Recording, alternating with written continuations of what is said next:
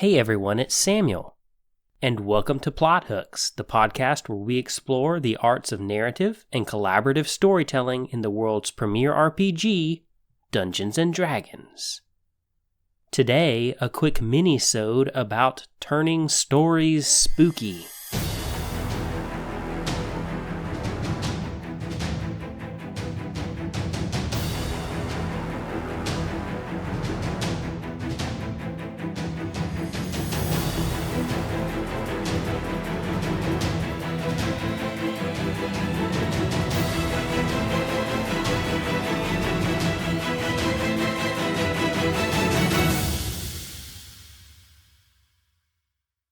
Hey there, everyone. I hope everybody out there is having an excellent day. Still getting back in the swing of things after our week off here, so there's not going to be a full episode today. But I wanted to hop on and record a minisode for you because we're entering Spooky Month. And in fact, for the rest of October, the themes of the Plot Hooks episodes will be relating to telling spooky or horror stories. Next week, for instance, we'll be covering lore about devils, that lawful evil fiend, and how to use them in a story. We'll cover the good elements to creating a horror narrative. And of course, Plot Hooks Adventures will have a spooky story, which will start the Wednesday before Halloween. Excited about all the spooky content that we have coming down the line. For today, though, I just wanted to talk briefly about the process of turning a story spooky. And before we get into that, just to remind you of a couple of our quick announcements, remember to follow us on all our social media. You can find us on Twitter, Facebook, and Instagram. Be sure to rate and review the podcast wherever you listen to it. That helps spread the word about Plot Hooks to more people. Remember to check out Plot Hooks Adventures. We're currently in the middle of an excellent session where the whole cast plays kids. It's such a fun time. It was an amazing episode to both record and to re-listen to. Also, remember our quest for 1K followers on Twitter. At the time of this recording, we are exactly at 651, so just 49 away from our next milestone, where we get to give away that awesome package from Greenleaf Geek, Games by B, and Arcane Spectacles whenever we hit 700. And finally, be sure to support us on Patreon. We genuinely appreciate all the support. It means an absolute ton. And with that in mind, we have a new patron to shout out. Tyler, thanks so much for your support. And thanks for your patience through our breaks and everything so that we could give you your shout out. We genuinely appreciate your and all of our patrons' support. And however you support the show, whether it's through that or just by listening or by sharing the podcast with a friend, we genuinely appreciate it. But without further ado, let's dive right into this minisode. I love telling horror stories. I love telling spooky stories. I don't know what it is, even back in creative writing classes in college, that was a genre that was always fun for me to write. I found it easier to create good character development and good suspense and just good stories by putting the characters and the narratives into very difficult situations. But that's a lot easier said than done when you're writing something on paper. This is something that we'll cover a little bit more later in the month when we talk about the things which are necessary for creating horror narratives, because this is a collaborative story that you're telling. You're not just coming up with the story on your own on a computer screen. This is a scenario which you are putting your players into as a DM, or a scenario that as a player you're bringing into the narrative, which the other players and the dungeon master in some cases have to then respond to. And so while it is something which I have always enjoyed, it's not for everyone. And it's not even for me in every situation.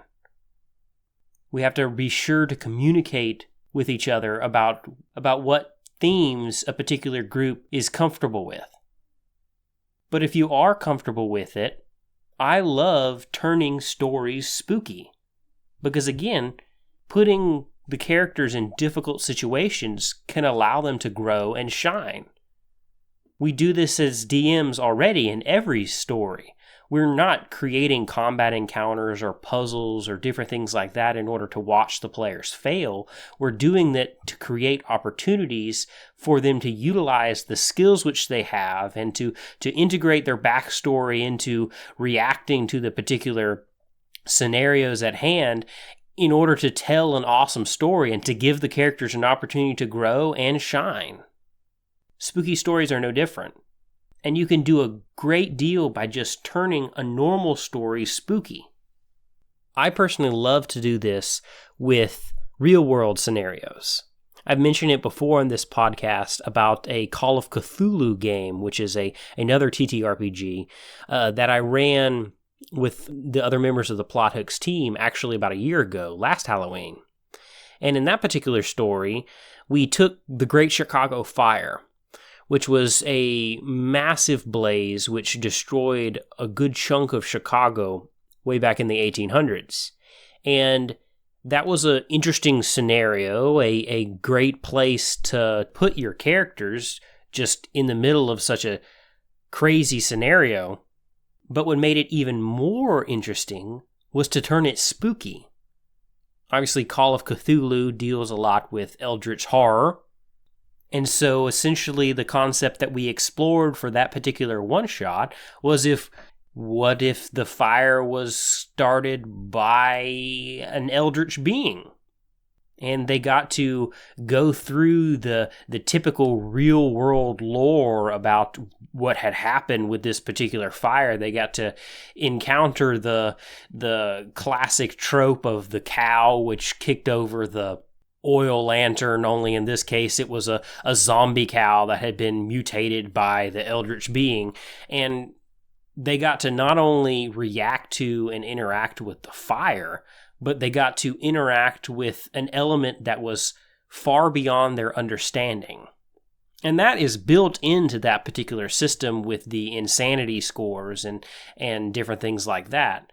Not so much with Dungeons & Dragons, but regardless of what TTRPG system that you are running, we can still take elements like that where we take a real story or just a fictional one that you already have going on and turn it spooky. It doesn't mean full out blood and gore. It doesn't necessarily mean jump scares. Just adding in the unknown, adding in things which are far beyond the player's comprehension, things which are very scary and play into the character's fears.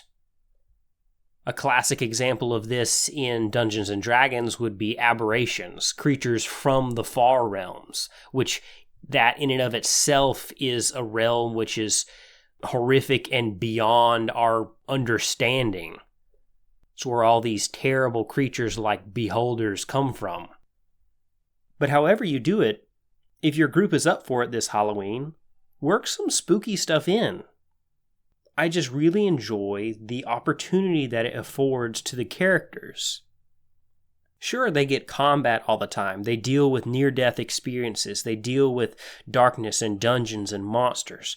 But true horror, things which are truly frightening, things which actually give the characters second thoughts, that is something that is not often encountered because we just assume that these really powerful adventurers can face any foe, can encounter anything and not be fazed by it. But that's not always the case. And creating spooky stories can be a fascinating way of telling those types of narratives. And you can do this in a number of ways. I already mentioned about interjecting spookiness into the cause of a particular event, whether that be a real-world event like the Great Chicago Fire or just an event in your world where, you just decide that, this is a mind flayer colony which is causing this, not just some random monster. This is actually going to have a horror element to it. Have a party member that's actually going to miss a session.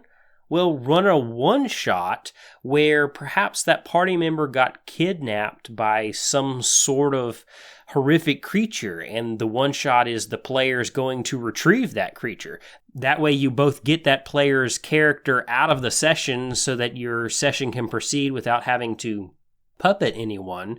And you also get a really interesting narrative of having these characters interact with this really difficult and challenging scenario of this terrifying creature kidnapping one of their friends. And of course, it can be a classic trope where perhaps in a session, something isn't what it seems. Plan a twist where you plot some breadcrumbs and clues, and all of a sudden you get to the end of the session and it's a Sixth Sense type of reveal where you realize that something was wrong the whole time, and now the party has to retrace their steps, and maybe they figure out that there's something much more going on than what meets the eye. And of course, there's lots of other ways that you could do it too, and we'll be working these in throughout the rest of the month. And I hope you really enjoy the rest of Spooky Month from us here at Plot Hooks. We'll be back with a full episode next week, as I mentioned before, on the devilish fiends of the Nine Hells. But for now, thanks so much for listening. Thanks again to Tyler for becoming a new patron. And thanks from all of us here at Plot Hooks. Becca, Steve, Mike, Matt, Dave, Zach, and of course, podcast pupper Ellie. We'll see you all next week for another episode of Plot Hooks.